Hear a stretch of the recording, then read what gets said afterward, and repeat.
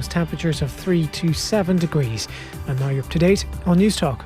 The Football Show on Off the Ball. With Paddy Power, the greatest football partnership since Jeff and Heskey. I'm prepared to do anything I can to play for my country again. Do it then. What about your start to the game? It wasn't bad, was it? Why should an honest answer be a mistake? How can a modern day manager not have a mobile phone? Why should he?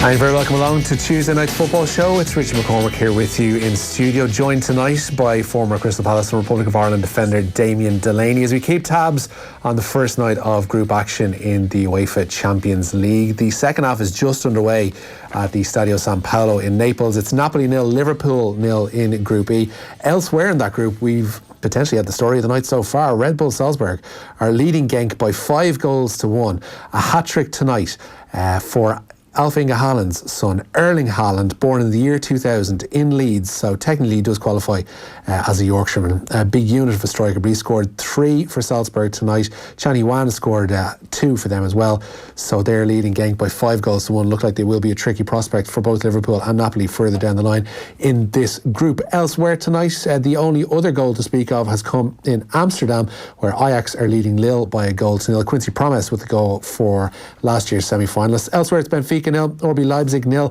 Chelsea still scoreless at home to Valencia, but Mason Mount has had to go off what looks a very serious ankle injury following a challenge from former Arsenal midfielder Francis Coquelin. Still scoreless in Germany between Dortmund and Barcelona, and we've just had a second goal in Amsterdam tonight. Ajax have just taken a 2-0 lead at home to Lille. Alvarez with the goal for Ajax there. Damien, Liverpool game back just underway in Naples, and as you mentioned beforehand, pretty open game. A decent way of measuring how open a game would be when you're kind of watching on as a spectator.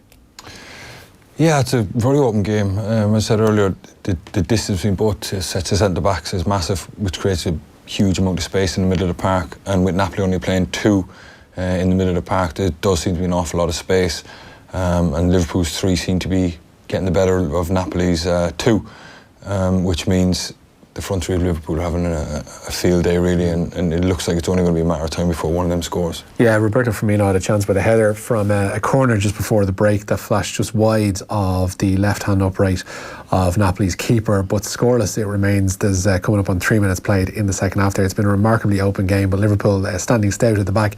We've seen another kind of exemplary performance from Virgil van Dijk. It was mentioned to you off air. The calm that Van Dijk exudes is almost as impressive as his acumen on the pitch. Like you kind of figure that nothing is going to fluster him, and that's got to get in the head of a centre forward. That's just his. I mean, he's obviously very, very confident in his physical attributes. You know, he's very, very quick. No one's really run him that I've seen. I've even seen a clip before of Mbappe trying to run him in an international game online somewhere, and they didn't phase him. He's big and strong, so there's not many big centre forwards that would phase him either. So when you've got those type of physical attributes, once he's kind of dialed in, focused on his game, I can see why he has that level of confidence. Physically, it doesn't make sense. Like it doesn't tally with me that somebody who is 6'4", 6'5" as he would be, and you know, as wide as he is too. As we see Napoli with a chance for Lorenzo Insigne, who were praising the Liverpool defence, it was almost breached there, cross in just from the left-hand side. Insigne tried to get something. It's a great save, by the way. You got to give Adrian credit there. He has done well tonight. He's had a couple of saves, a double save in the first half as well to deny Napoli. But this move came from down the left-hand side, just a dink little ball in, and actually beat Van Dijk and Insigne. Yeah, look, I think that ball's undefendable. You know, Van Dijk has to take up the position he's took up. Insigne's put what a back save that is from Adrian. And upon replay, it looks even better with each one. He just kind of reaches out his made hand, himself as big as possible, yeah. It's a And, great save. Fair play to him. Tips wide of the post, but we'll see how this corner develops for Napoli. Played in, and Van Dijk ultimately clears it. We were talking earlier on about centre-half play and how that has developed, and how the theory of playing out from the back is not necessarily just one of these luxuries that the bigger teams had. They were pointed out last night on Sky prior to the Aston Villa West Ham match. Gary Neville and Jamie Carragher were talking about how Norwich in particular did it against Manchester City on Saturday. Sheffield United made a habit of it under Chris Wilder. It's, you know, formerly the talk was it was naive that teams would come up and still play this way. Now we're seeing that they have the confidence to actually stick to their guns and keep playing that way. And in the case of Norwich, it actually bore fruit on Saturday. Yeah, look, it's very early in the season, and these teams have come off fantastic years last year where they're used to winning, the confidence is through the roof, the excitement of the early part of the season, they brought their ways with them. There will be a point, and I've always stressed this, there will be a point where they go through a bad run and they go on a 4 or 5 game unbeaten run, or some team figures out a way to press them where they find it very difficult to play out. That's when, it'll really show what they're capable of. Can they readjust in the season? If they take couple of bad beatings, can they still show up to an away game and still have the same level of confidence and belief in what they do? That'll determine the extent of their season insofar as whether they stay up or whether they go and finish top 10 like Wolves did, last year. What stood to me, or what stuck out to me from the Norwich point of view, was that they, played that way at Liverpool on the opening night of the season, as we see a chance for Mane, tries to take it down, but no, it's cleared. They tried to play that way on the opening night of the season, and it kind of blew up in their faces because Liverpool's front three, as you mentioned, if you give them any kind of space, they're going to hurt you. That they did on the opening night. You would see that as a kind of chastening experience for a defence. It didn't necessarily work that way. They obviously would have taken lessons from that, but it didn't detract from the way that they actually want to set about and play themselves and impose themselves on the game, which is a really admirable thing for a promoted team to do. Yeah. Well, I tell you, when you talk about playing out from the back, a lot of people just think that it's just goalkeepers is centre back and there's centre back has carte blanche, do what you want to do, and kind of everyone kind of playing off the cuff. Playing out from the back isn't like that anymore. There's so much structure goes into it that when a team is playing out from the back, say Norwich, the positioning of the two central midfield players, there will always be an element of what happens if we lose the ball here. What happens if we give it away? And what you want to try and stop from a tactical point of view is the opposition coming straight down your throat and having an effort on goal. So if you can kind of not pack the middle of the park, but if you can have a good number 6 that's disciplined and stay in the middle of the pitch, that when, let's say, that your left back gives it away, it's not one pass into the number 9, he turns and slips a runner in, and they've scored within 3 passes of you giving the ball away. So that element of having a good structure to what you're doing is good. So if a number 6 can fill a passing lane, so when you turn the ball over, maybe the ball goes square or it goes wide, and that allows people to funnel back in and get your shape back to some extent. So that's where playing out from the back has gone. That while the number 6 does show for it off a centre half, he's also thinking, if the ball turns over here, I'm not going to kind of take up a position where the middle of the pitch is wide open. And I think that's what Norwich are very good at. They have a very, very good number 6 who, when I say number 6, I'm about a defensive midfield player. That's why Man City have Fernandinho and stuff. You might not necessarily see them always doing great, but they're always taking up great positions in the middle of the pitch. You can kind of see why, with that in mind, players like Manchester City's record signing is now Rodri, I believe. They paid out big money for him in the summer. Liverpool have obviously put a lot of store in Fabinho. He was almost a pet project of theirs. They paid about 50 million quid for him last summer and waited a while before they actually plunged him into regular first team action, but now we see the benefit of him and what he actually offers to that side. It's those players are becoming almost as key as what you have up in the front three. Well, I think Klopp has even said this before in the past, that Jordan Henderson was asked to play that role, and Jordan Henderson is what you'd probably term like kind of a free spirit type of player, like he'll come and look for the ball off the centre backs, and if he's marked, he'll run off and make another angle, and that's what I'm talking about. Then you might end up vacating the middle of the park, and then when they do turn the ball over, as a centre-back, you don't want to be left with centre-forward where he can go short or he can go in behind, because as a centre-back you kind of have to cover the one in behind so he doesn't get an effort on goal. But then you start getting all sorts of problems in front of you, whereas if you have a good number 6 who can fill a passing lane, all you got to worry about is the ball in behind. And if it goes into feet, you're relying on your number 6 to help you, or you can go tight yourself. It's your choice. So while everyone kind of waxes lyrical about Van Dijk, and listen, he's a fantastic player, don't get me wrong, I always felt, and I remember thinking this to myself at the time, that Lovren and Matip got a tough time when Henderson was in the park, because my God, he used to go missing. He'd be up on the right wing, the left wing, and that's supposed to be your number 6, your defensive player.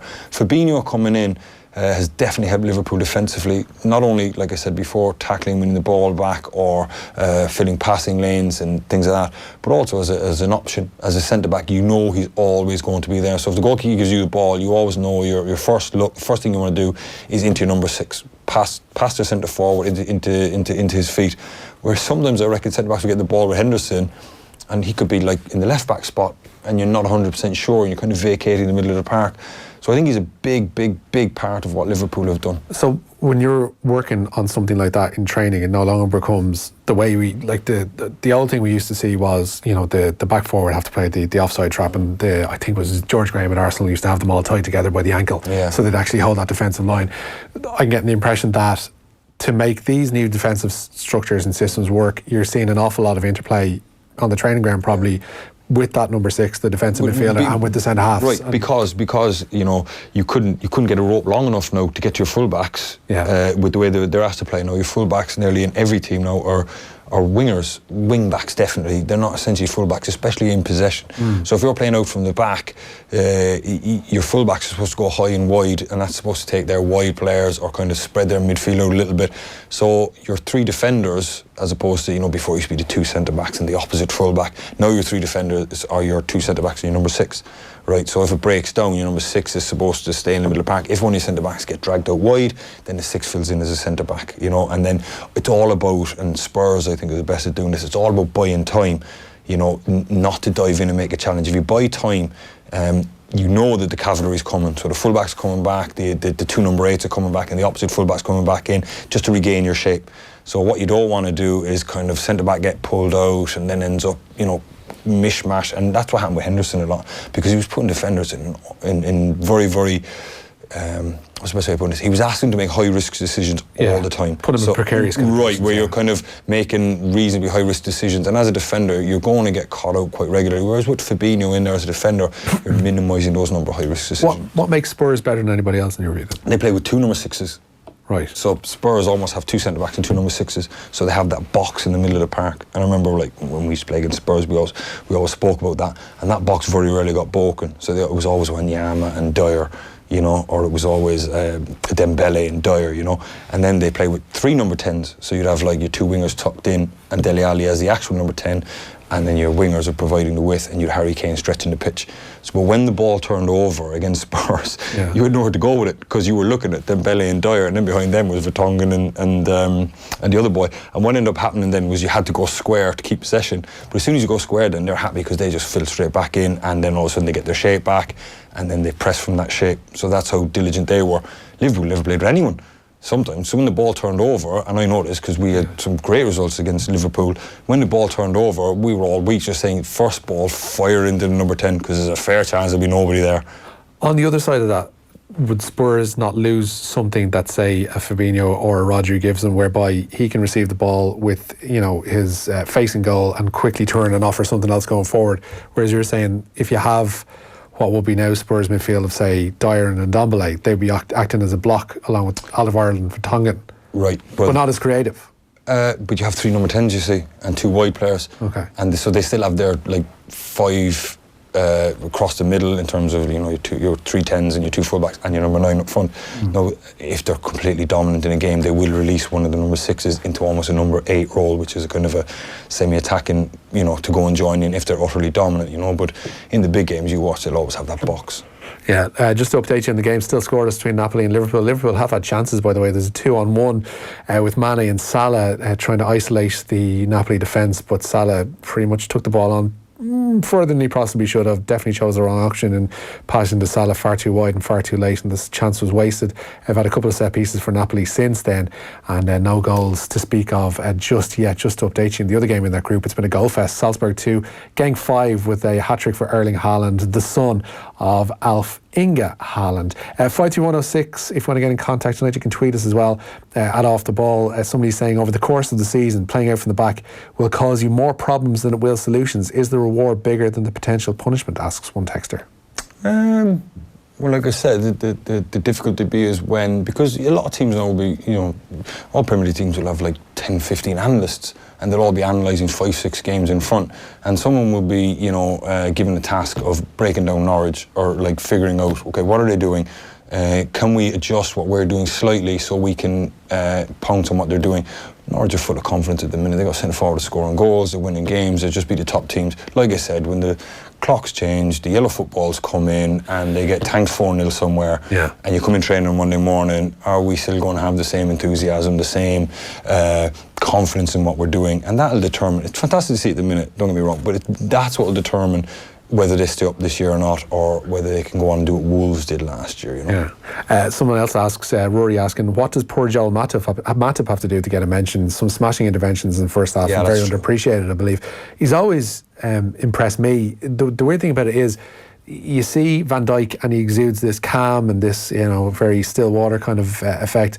Matip's the same, but you kind of worry more about Matip for some reason, but it's this unquantifiable thing that he has there. But it highlights the fact that Liverpool have always had this pretty steady double act, and we'll get to the problems Manchester City are facing a little bit later on in the show as well. But City, as we mentioned, John Stones is going to be out for 5 weeks, on top of Aymeric Laporte, who's going to be out possibly until the new year as well. So their defensive problems most certainly mounting. We'll ask Damien a little bit more about that, because we've got more stuff to get to on tonight's football show, namely Paddy Agnew, because events in Italy, apart from tonight's game in Naples, have not been so savoury over the past while, and Romelu Lukaku has been at the centre of a lot of that over the past while. We begin the views of Paddy from Italy after these. Football on Off the Ball. With Paddy Power, the greatest football partnership since Shearer and Owen. Down to business. Your town, your main street begins its autumn run across Ireland when we broadcast from Ennis in the Old Ground Hotel on Saturday the 21st of September. As always, we've lined up a panel of experts from the fields of retail, town planning and green spaces to take a look at Ennis and see how it's faring as a big town. I'll be talking to some businesses big and small, plus as always we'll have a few surprises along the way, as well as some live local music. The event is free, but you do need a ticket, so simply go to newstalk.com/events to register for a ticket. Your town, your main street. Proudly sponsored by IE Domain Registry. On Down to Business. Live from the Old Ground Hotel in Ennis on Saturday the 21st of September. Hope to see you there. Have you noticed something different about Lidl's ads this week? They've allocated all of their spend towards supporting Jigsaw, the National Centre for Youth Mental Health. Shining a light on the power of listening for young people and their mental health, check out Lidl.ie/onegoodadult. When you run your own business, sometimes a heavy workload can weigh you down. That white, please. But Virgin Media Business offer Voom products that seamlessly work on their own.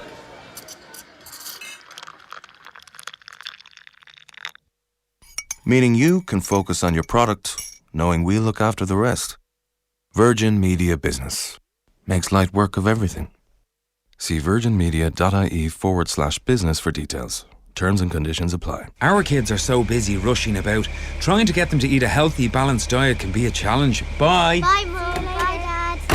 To give us a little extra support, we like to top them up with Halib Orange, Ireland's #1 kids vitamin brand. It's rich in vitamin D to help support bones, healthy teeth and the function of the immune system. And Halib Orange is recommended by 9 out of 10 parents, according to Home Tester Club research. Halib Orange Kids Vitamins supports your kids' growth and development. Try Halib Orange today. Your kids will love it.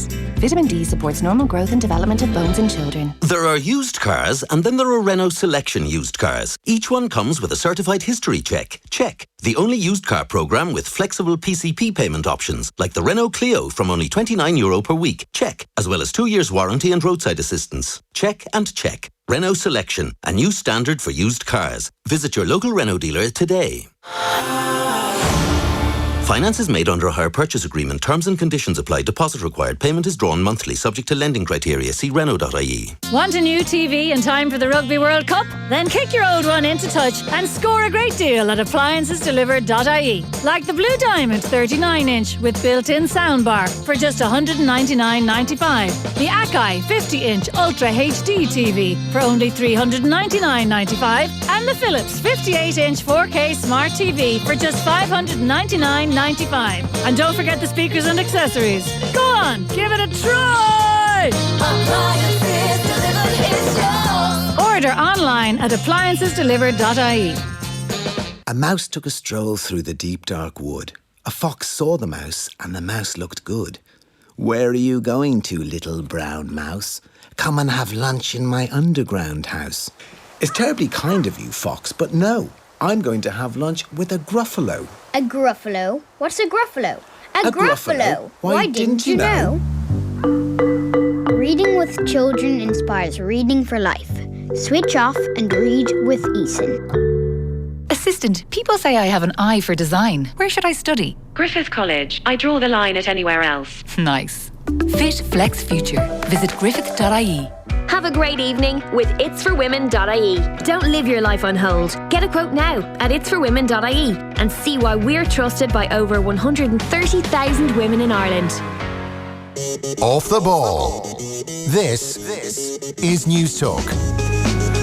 And you're very welcome back to Tuesday night's football show. It's Richie McCormick here with you. We've just seen another chance for Liverpool. It is one of the more entertaining nil-nils we've been saying off air that we've seen in a long, long time. Damien Delaney joins me in studio here. We've had a chance for Mo Salah, capitalising on a really poor defensive slip from Napoli, pulling another great save, Damien, out of Alex Meret in the Napoli goal. Yeah, it's end to end. It's some great chances. I can't see, I don't want to jinx it, but I can't see this finishing 0-0. Liverpool just making a substitution here. Wijnaldum. It looks a positive substitution, so maybe he's seen how open the game is and he's not going to shut up shop. He's going to keep on swinging. Wijnaldum's been a bit, Milner's been a bit leggy looking over the past few minutes, so that change makes all the sense in the world. Plenty of complimentary texts in for you, Damo. Great to hear Damien Delaney on News Talk again. The piece he did last Sunday on what he learned through his career with, for example, Paulo Sousa, and how he feels Ireland should play in the future is first class, top man, says Mark. Also, Cullum says Damien Delaney's really good to listen to, so knowledgeable about the game. Not sure if I spelt that correctly. You did spell game correctly, Cullum. Thank you for that one. 53106 for 30 cent. And a text that JP says is both imaginative, even easy for me to say, and classless. Van Dijk is like a Merc cruising down Westminster Road in Foxrock. Harry Maguire is a tractor holding up traffic on a road in Roscommon. Nothing wrong with either roads in Roscommon or tractors for that matter, we've been told to say by our legal department. A reminder that this Thursday we'll have Shane Duffy on the show. He's done an in-depth interview with our Nathan that touches on his career and the near fatal injury that he suffered in 2011 when he lost 6 units of blood during a training match with the Republic of Ireland. Shane's helping to highlight the Irish Blood Transfusion Service's latest drive for donations. 1 in 4 of us will need a transfusion at some point in our life, and you can get involved or find out more information at giveblood.ie or by following the hashtag Everyone Counts and the other hashtag GiveBlood. Now, Romelu Lukaku has been at the centre of things for Inter since his big money move from Manchester United. He was involved tonight in their 1-1 draw with Slavia Prague that opened up their group, and has also been, unfortunately, at the receiving end of some rather dodgy treatment on the races front from Cagliari fans in particular, from the dodgy comment from a pundit on Italian TV as well. To fill us in more on all of that, joining us on the line this evening is Paddy Agnew from Italy. Paddy, you're very welcome back to the show. Thank you very much, and good evening to you and all our listeners. Indeed, thank you very much for joining us. We kind of we'll touch on the match first of all. Inter opening up their Champions League campaign with the 1-1 draw with Slavia Prague. We were watching this one outside earlier on. Slavia played some really good stuff, and Inter were kind of lucky to salvage a draw in the end. Absolutely, I thought it was a poor performance from Inter, and doesn't augur well for Italian football if you think that Inter are on top of the table here. Although, has to be said, we've only played 3 league games. I thought, it's a fact that Italian clubs often don't perform well in September. They're a bit behind everybody else. They don't start the season as early as everybody else. And I thought, the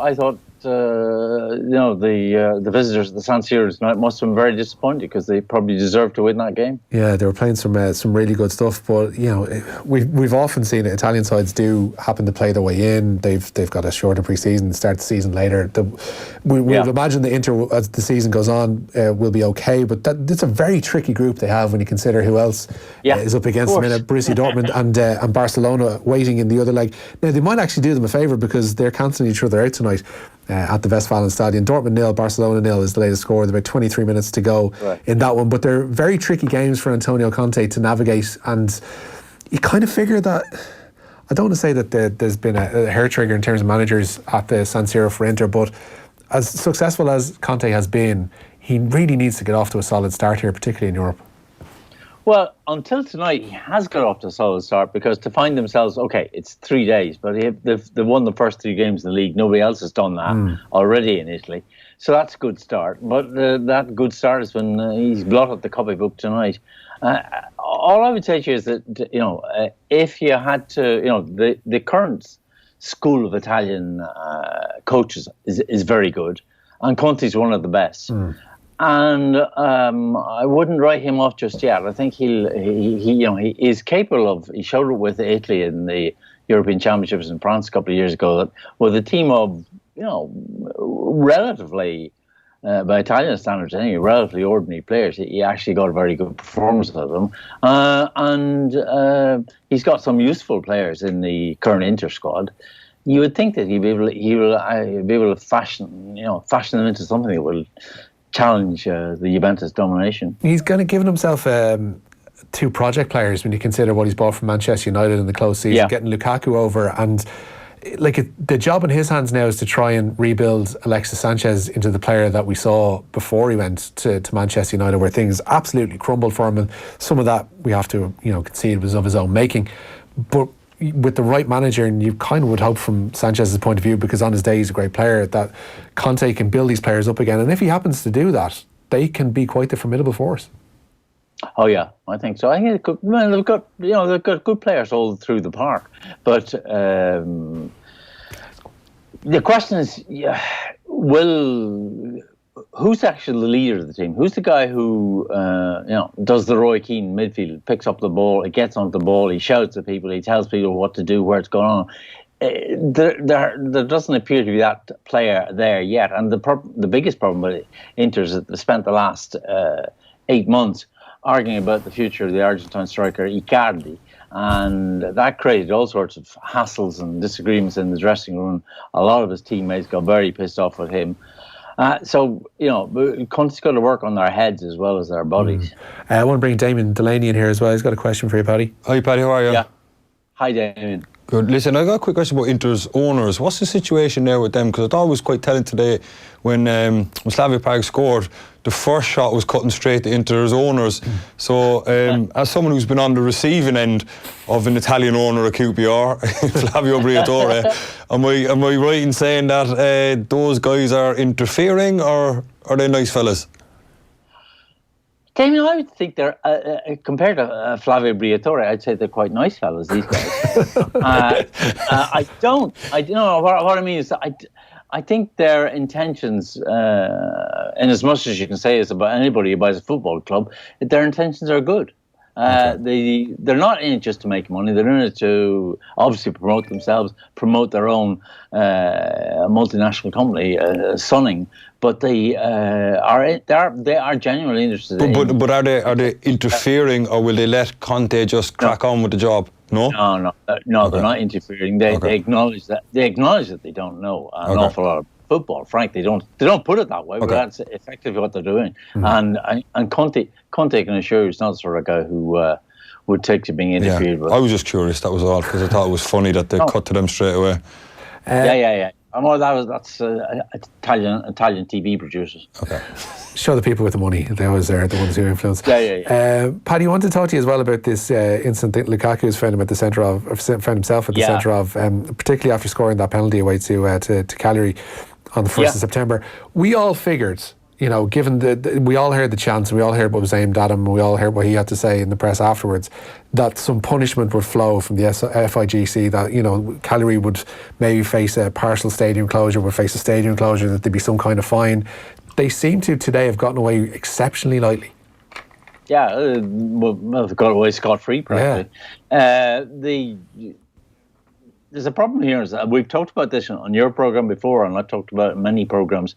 It's a problem of perception. The Italian perception of what is racism, what's racist abuse, and what is acceptable and what's not acceptable is a bit out of kilter with a lot of mainline Western thinking, frankly, at the moment. And people, when, for example, when Lukaku took that penalty, he was booed at, and there were monkey noises, monkey chants shouted at him in Cagliari.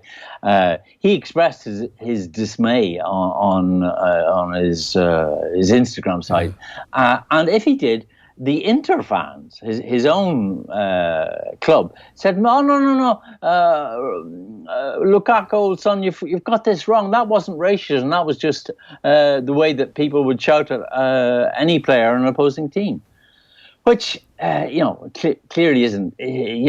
Clearly isn't so. We know it was racism. End of story. But people in Italy and the authorities in Italy are slow to really grasp this particular bull by the horns. I mean, I'll put you another way. I was at about 10 years ago now at a 2-day seminar on racism football organised by the British Embassy here in Rome. And you had organisations like, Kick Racism Out of Football, people like that. And talking to some of those English guys, they said to me quite simply, talking to the guys in the Italian Football Federation, you get the impression that they haven't actually got it at all. And 10 years later, I'm not sure how much better it's got, I mean, this is a country where during his election campaign, a successful election campaign turned out to be for the Italian Football Federation. The president, 2 presidents back, he talked about having too many non-European players in Italian football in particular. And he said, you get some guys who, 3 weeks ago he was eating bananas in the jungle, and next week he's playing for Lazio. He actually said that. The guy went on to be elected as the president of the Football Federation. That's like... That has a horrible resonance with what Luciano Passerani, put on Italian TV. Pretty much he tried to praise Lukaku. The quote reads as he's trying to praise Lukaku, but ultimately comes out with the most horrible racist remark towards Lukaku. Again, it was another banana mention in this instance. Is it embedded in the culture over there? You spent more time over there than anybody else. Is it embedded in the culture? Is it something that you meet on a day-to-day basis? How welcoming are Italians generally to foreign nationals, to people of colour? Try and give us some kind of sense of what your experience of it is. No, well, I'm not black, for a start. But yes, I mean, this is a country where one of the most important national political forces is the League, the Northern League as it used to be called, and they are openly xenophobic and openly racist. End of story. I mean, to my mind, they're openly xenophobic, racist and neo-fascist. And that culture is not challenged enough. On the contrary, you have people willing to exploit it. But I mean, in the way that somebody like Farage and Boris Johnson exploit it in Britain, I was just going to say that there seems to be that parallel. Like you mentioned that the Northern League, as they were, may have fed a lot of those prejudices and those chants towards players. And we've seen this correlation of Kick It Out, as you mentioned there, and their work in the UK have noticed a rise in the amount of cases of racist abuse towards players. We've heard Raheem Sterling have to come out quite publicly on a number of occasions to try and speak out against it. And it comes in lockstep with the rise of what can only be described as the far right in England as well. Once again, we're seeing the Farages and the Brexit parties and the far right element, the Rees Moggs and Boris Johnsons. It seems like the society, the fans are emboldened by what they see from outside of the stadiums and decide to bring that in. I can't speak for other countries in detail, but that's absolutely the case in Italy. But I suspect that people like Le Pen in France and even Trump in America, though he doesn't get involved in football, fortunately. But I mean, it's part of a worldwide populist sovereignist wave, and part of the populist, the most potent populist card to play is the foreigner, the racist, the threat to your job. These guys are going to come and take your job. But I also think that, in England, that there was this thing once I heard at the end of the Crystal Palace about they were having a problem with members of I think they were called the English Defence League. Right? I mean, they were showing up at Selhurst Park, and there was I remember I went to a fans forum thing once, and they started talking about that. And I just think that these guys have always been there, but it's the Farages and all these Rees Moggs and all these have given these guys. Actually, hang on a minute, we can stick our head out the hole that we were in right now, and we're going to start showing up, and no one's going to say anything to us. That's probably the same in Italy. I think you've probably have similar type groups, right? I mean, that guy Passerani was it? Passerani, yeah. I mean, listen, he was probably hanging around with Mussolini. He was that old, So, I mean, it's mad. Well, no, but you're absolutely right, Damien, about groups like that in Italy, because the Osservatorio, the Observatory of Italian Football, is a police-run sort of think tank. They have said on the record many, many times that extreme far-right groups target football fans, they target football clubs, they move in, and they're not interested in the football club, obviously, but they're interested in recruiting guys to, who one day they're on the terraces, another day they're out at a political demonstration for them, and it's absolutely systematic, and it's been responsible for a great deal of racist and violent behaviour in the last 10 years. Is there an onus in the absence of a willingness to tackle this problem from the FIGC's point of view, the Italian Football Federation's point of view, given the lack of, to tackle any problem, you have to admit that there's a problem first, and that seems to be the Italian authorities' problem. Is it the job of UEFA to step in then and say, hey, listen, the way you're dealing with this is not good enough. You need to make X amount of changes. You need to have a set system of rules in place that if such and such happens, that such and such is the reaction, whether it's taking the players off the pitch or whether it's a partial stadium closure or a full stadium closure. Are there a gradient system of punishments that basically they need to have UEFA step in and say, listen, organise this better, you're going to face trouble? I think UEFA are usually pretty reluctant to do that. I mean, but does it not behoove them when you see the bumpers at Paddy on every Champions League programme saying give respect, get respect, etc., etc. Napoli have just taken the lead, by the way, at home to Liverpool through a penalty from Lorenzo Insigne. And when you see they have their anti-racism bumpers going into every ad, you would figure that it would tally that it would benefit them to have some sort of positive influence from on high to try and stamp this problem out. Yes, it would. It would absolutely would. But they've got such a problem amongst their own football constituency, amongst not just the football fans but football club directors. They've got a lot of learning to do and a lot of catching up to do, and a hard line from UEFA won't necessarily solve the problem. It would just make UEFA very unpopular with Italian fans. Yeah, and the last thing UEFA probably needs from its own point of view is a popularity swing to the negative. I just want to touch, Paddy, before you go, because I saw an interesting stat that Juventus has been off the top of the table for the first time in pretty much a couple of years, given their result away to Fiorentina the other night in Serie A, scoreless draw for them. Maurizio Sarri, between his own personal illness and then the scoreless draw with La Viola, has had a kind of a bumpy start to life with Juventus. Yeah, it has been far from ideal for him. But I mean, I keep thinking about Juventus. They won the title 8 years in a row. The law of statistics would say they can't win it a ninth time. For God's sake, lads. So maybe this is the year they aren't. You would like to think that both either Napoli or Inter could mount a serious challenge this year. And certainly, Sarri's slow start and the illness and the pneumonia look like they've been a bit of a gift to the opponents. Paddy, don't mention the words 8 in a row and that being not enough, because it might give the Dublin footballers some ideas, and we could be facing another period of dominance for them, continuing on for another 3. Paddy Agnew, thank you so much for taking time out this evening to speak to us live from Italy.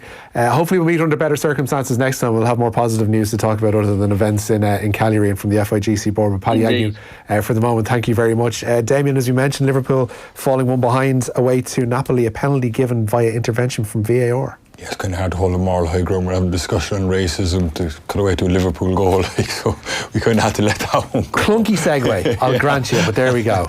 Andy Robertson gave away a penalty, stonewall penalty, and Napoli have struck first, and they deserve it, because I think Liverpool have been very good, but Napoli have been fantastic the way they've took the game to Liverpool. They've been played 2 up front, almost a flat 2 up front, where they've left themselves short in midfield, and they really have played an open, expansive, attacking game. So they deserve it. Yeah, it's Liverpool can have very, very few complaints. The first reaction shot we saw of Jurgen Klopp after the goal went in was trying to keep the tempo up, don't let their heads drop, because they very much deserve on the balance of play probably a point from this game. A draw would probably be the fair result for both sides, but there we find ourselves, Liverpool 1-0 down. That Andy Robertson concession of a penalty and Lorenzo Insigne finding the net past Adrian, giving Napoli a 0-0 lead.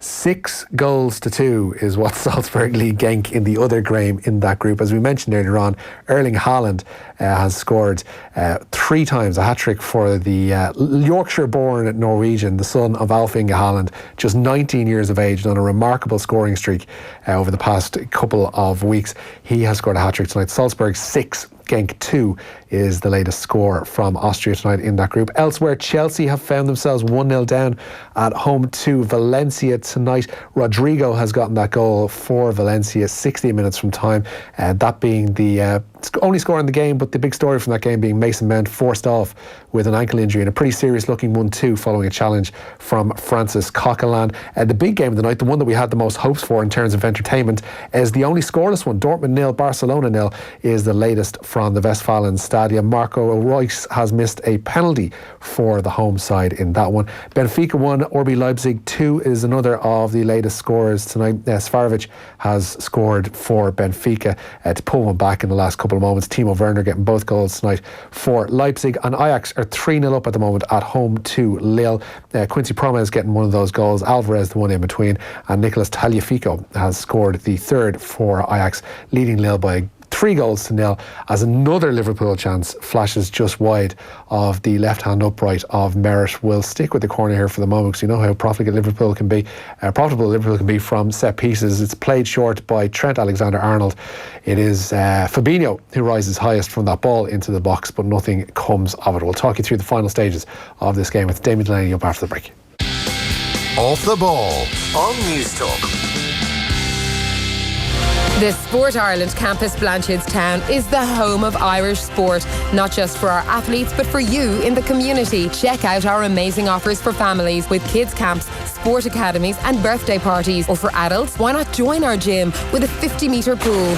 Or your club, school, friends can book one of our world-class indoor or outdoor facilities, including our athletics track, soccer, basketball or badminton courts and many more. Check us out on sportirelandcampus.ie. I'll place a full history check on black. I'll put genuine parts on red. I'm betting roadside assistance on green. Buying a used Audi from an unauthorised dealer can be a gamble.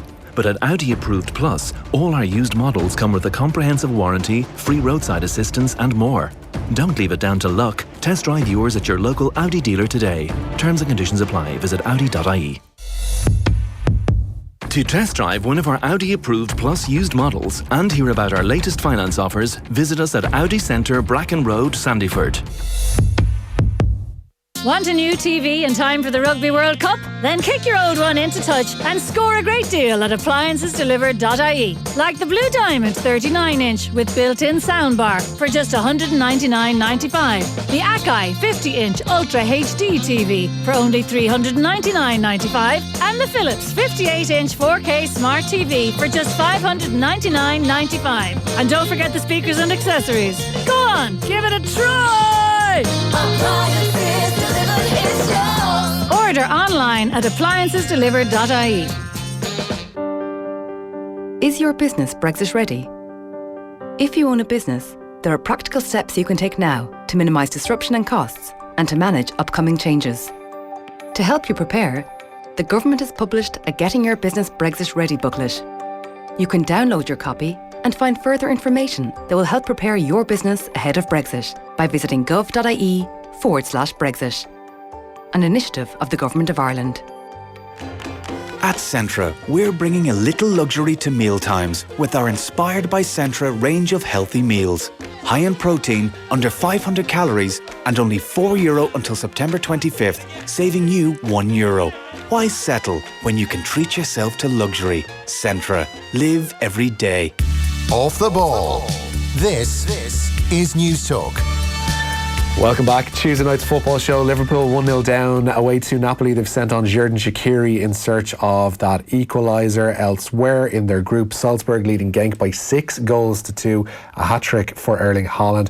Valencia 1-0 up away to Chelsea tonight. Meanwhile, RB Leipzig are 2-1 up away to Benfica, and Ajax cruising at home to Lille. Ajax 3, Lille 0, the score from the Johan Cruyff Arena in Amsterdam. And it is still Dortmund 0, Barcelona 0 at the Westfalenstadion. There's about 2 minutes to go in that one. Earlier tonight, Lyon 1, Zenit 1 is a result, and also Inter 1, as we mentioned with Paddy there, Slavia Prague 1.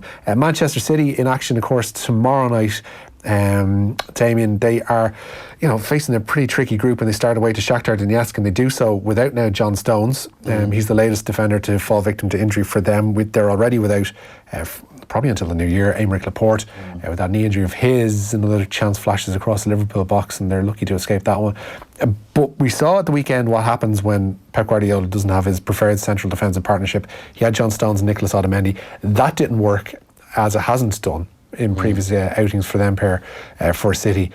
They lost to Norwich. He's now lost Stones, so he's left with Otamendi, and we're guessing from Fernandinho is going to drop back in. Yeah, listen, I mean, if you wanted to play with a flat back four, you could drop him back in, definitely. But I have a sneaky feeling he might go three at the back. He's played Kyle Walker right side of three a few times I've seen, Otamendi in the middle, and then you're kind of, maybe you could stick Zinchenko, but he could kind of fill one in there. I think he'll get away with it in the Premier League, until he gets him back, because, three at the back and total possession, I think they'll beat the majority of teams. Europe, I'm not so sure. With regards to the Otamendi and Stones partnership, I can see why that wouldn't work, because Otamendi's like the most front foot defender I've ever seen. Like, I remember when you used to watch him and do reviews on him. I mean, the guy just has never took a step backwards. He just attacks everything, even when it's not on, and that was one of the things, well, when we used to play, we used to say, this guy just comes through the back all the time, and if you can just nick one around the corner, you'll be straight in. Yeah. And I always think that when you play one centre-back that's as front foot as him, you always kind of want a solid one next to him, like a guy who just kind of stands there almost, like a Vincent Kompany type guy, who can just be a nice presence there. Whereas John Stones isn't that. John Stones is a little bit kind of, he's a great defender, don't get me wrong, but he also needs someone strong and a dominant figure alongside him and a strong presence alongside him. So when you put the two of them together and Otamendi goes into areas, and Napoli just scored to make it 2-0. Yeah. Fernando Llorente's gotten this goal for Napoli, and it's turned into a rather miserable night for Liverpool. There's 5 minutes added on at the Stadio San Paolo, but it is the former Tottenham and Athletic Bilbao striker who is celebrating his arms in the air. Insigne has the ball out wide right.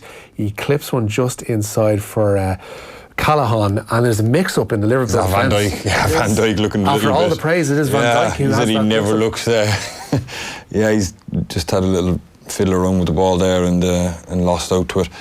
It's a really simple finish in the end for Llorente, who slots that right-footed past Adrian in the Liverpool goal, and Liverpool facing an uphill task now, and this group suddenly looks tricky. It's a bit of confusion. I think it's between Robertson and Van Dijk, a bit of miscommunication, but it shows you one little mistake like that can really, really cost you dear at this level, and shows the tightrope that I guess City are going to walk if you're going to play with a makeshift defence, or if you're going to play with something that isn't your preferred defensive unit.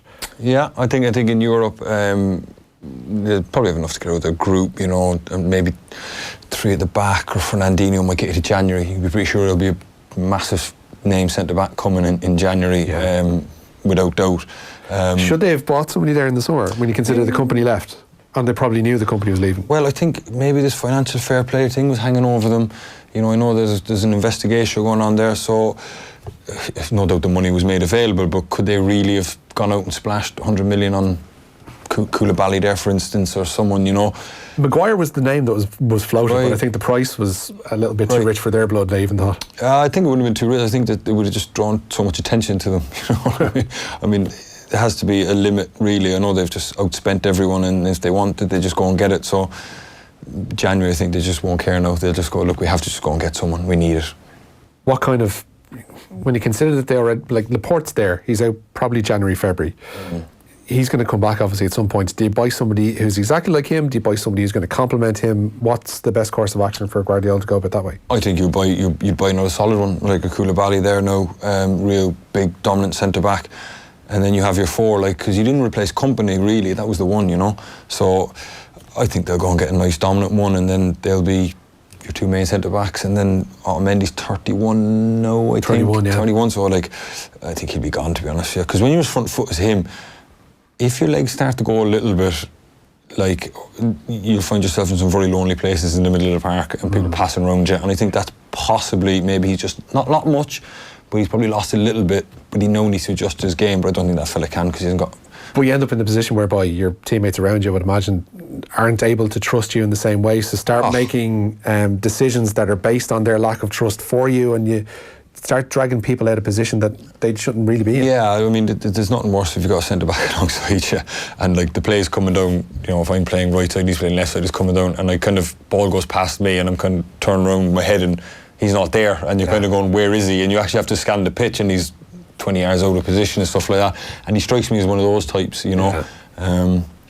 But January they'll be getting a centre back. There's no doubt about that. They've got a few quid to spare, put it that way. Yeah, probably. The final whistle is about to go. There's about 7 seconds remaining in added time. Damien Delaney, thanks so much for joining us tonight. It's going to be a miserable night for Liverpool in Naples. A 2-0 defeat is what they're heading for there. Salzburg leading Genk by 6-2 in the other game in that group, and Chelsea have lost 1-0 at home to Valencia. Final whistle now gone in Naples, and a defeat for Chelsea as well. So the Premier League side's not off to a good start in this season's UEFA Champions League. More from Damien this week as well and off the ball. But earlier on we asked you, when was the last time Inter won the Champions League? The answer was, of course, 2010. It was the day of my sister's wedding. And congratulations, that wasn't part of the answer, by the way, that you had to give.